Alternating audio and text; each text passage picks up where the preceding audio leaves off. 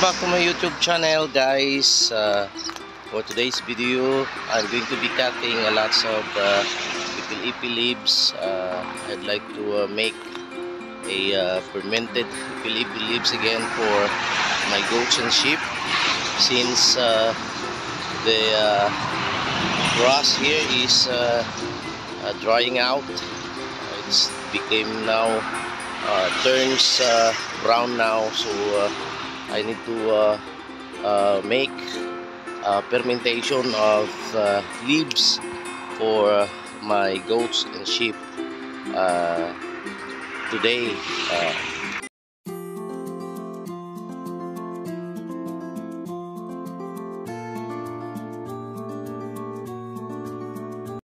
As you can see, mga kabackyards, I am now outside and cutting the ipil-ipil leaves. If you could see this, this is the one that I'm going to be cutting, bringing back home and assuage them and ferment it for my goats and sheep, mga backyard.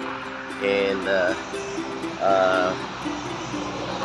I'm going to be cutting this now, and hopefully I could fill my truck with these ipil-ipil leaves today, so I can make a fermentation for my goats and sheep. So what I got now, mga backyard, I need to collect more, so I could have more to ferment backyard. So I need to shred this first, and then para may mix na natin at mailagay na natin sa barrel. We're going to put it in the barrel after shredding it using our machine, mga kabackyard. So tara, mga kabackyard, I was able to shred this done, the one that I collected this morning. And we have this so far we have this mini ipil-ipil leaves. I know this is not enough yet. I'm going to collect more later. I have time, but I already shredded all of them. But this one, I'm going to give this to our goats this morning. This is the breakfast this morning. I shredded it also. But this one here, we are going to ferment that, but still need to collect more. Kailangan pa natin dagdagan, mga backyard. Kulang pa to. Backyard, yung ating piniferment na ipil-ipil. So 5 ganito yung linagay ko, mga backyard, 5 balde. Tapos kailangan ito yung isang label. Tapos kailangan ano natin, gamit yung kahoy na to. Ito yung pang ano natin, pang dikdik natin, para ano siya, kailangan kasi ma-sealed siya na maayos para hindi siya mapasukan ng hangin, mga backyard. So yung gawin natin hanggang mapuno. So kailangan i-press natin as much as possible para hindi siya mapasukan ng hangin. Yan ginagawa ko. Yan, kailangan panyan.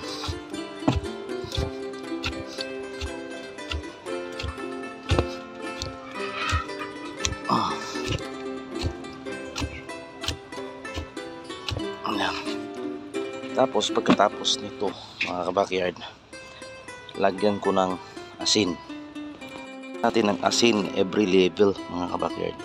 So every 5 bucket na ilinagay ko, lagyan ko ng dalawang ganyan, dalawang ganito lang mga kabakyard, rock salt. Yan mo lang sa baba, sa taas. So dalawang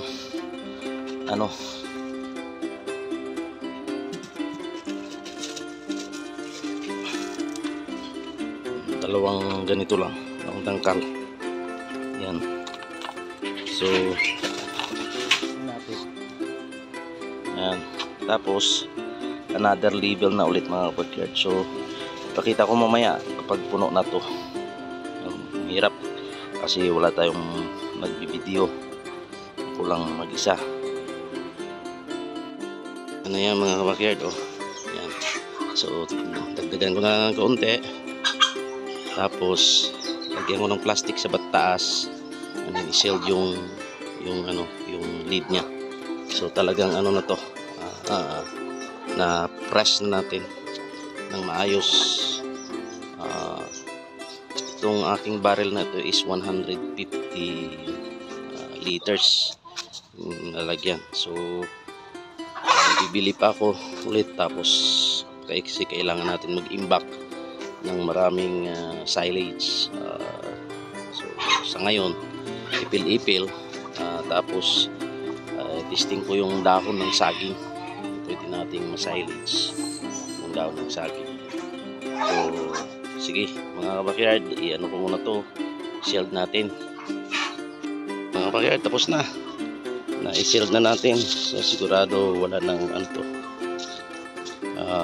nasisingaw, at maganda yung kanyang fermentation. So today is January 16. So in next month, February 17, pwede na natin itong maipakain sa ating mga alagang kambing. So kailangan ma-permit natin siya at least 1 month pataas, ipil-ipil. So para ito ay pakain natin sa ating mga alagang kambing mga backyard. Silbi na parang kumpay nila sa umaga, kasi talagang brown na yung damo dito sa amin. So kailangan ko mag-imbak pa ng marami, mag-ferment pa ako.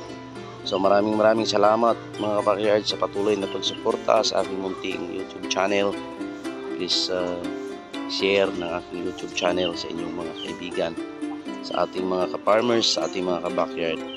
Maraming salamat, and God bless.